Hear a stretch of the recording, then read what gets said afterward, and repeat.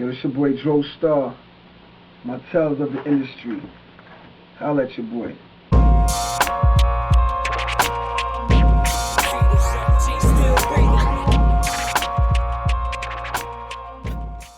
When you're from Queens, where I'm from, Southside Jamaica, when you're growing up in '86 and you're seeing people like Supreme Team and, you know, all these dudes from the hood, you never think to yourself that you would even make it to Hollywood. You know what I'm saying? I think I've been blessed to actually be one of the many rappers who crossed over into the Hollywood world. I mean, Tupac did it, you know, Ice-T did it, Ice Cube, and all these dudes before me, but I never thought I would get into it. You know what I'm saying? My first acting job was Strapped, and Forrest Whitaker put me in the game, and from that, I kind of parlayed into movies and other things. I remember the first time I actually went to Hollywood was with Jam Master Jay, and it was the first class ticket, my first time in first class. I'm sitting in first class with Jam Master Jay, like, oh, sweat, man, oh shit, we going to Hollywood. And I was going out there for an audition for a TV show called B-Boys that Russell Simmons and Quincy Jones was actually going to produce. And this was the second TV show that Quincy Jones wanted to produce after The Fresh Prince of Bel-Air.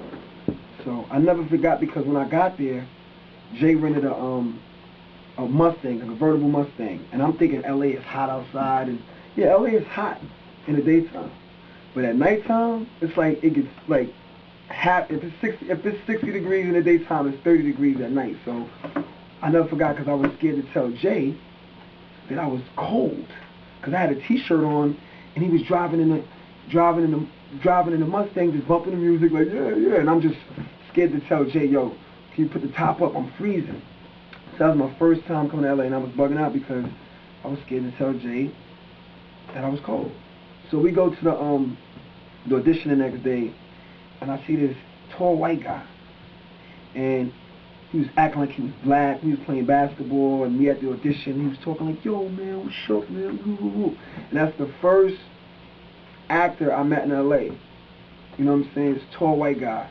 And to this day, you might know this guy, Michael Rappaport. He was the first dude I met in LA, and I still speak to Mike, and everything is cool. And I remember one time, I got introduced to this guy named Johnny Gallo. He was actually the real turtle from the Entourage. And he used to say, yo, let's go to Mark Wahlberg's crib and play basketball. So I'm like, I never met Mark. I seen him in, you know, the underwear ads, Boogie Nights, getting his money. But when I saw his crib and went there, I was like, wow, this is what Hollywood is? I'm talking about the crib was like 20, maybe $30 million. Ill shit. So we used to go there every Sunday to play basketball. So I'm thinking Mark Wahlberg is one of these Hollywood type of dudes, you know, is gonna act all funny. But nah, he kept it real. He's a real dude, you know what I'm saying, from Boston. So, as a matter of fact, most of his crew was brothers, was black people. He had soul. So we used to go play basketball at Mark Wahlberg's crib, and my man Tata, he came with us one day, and Mark Wahlberg was a hack. You know, we used to play basketball. We used to like elbow a lot, and real aggressive, and he just had that b-boy style with him. I never wanted to stick him, but my boy Tata, playing basketball, caught a back spasm at his crib, and he couldn't move. He was like on the floor, like yelling and screaming, and we had to actually pick Tata up off the floor and carry him to the car.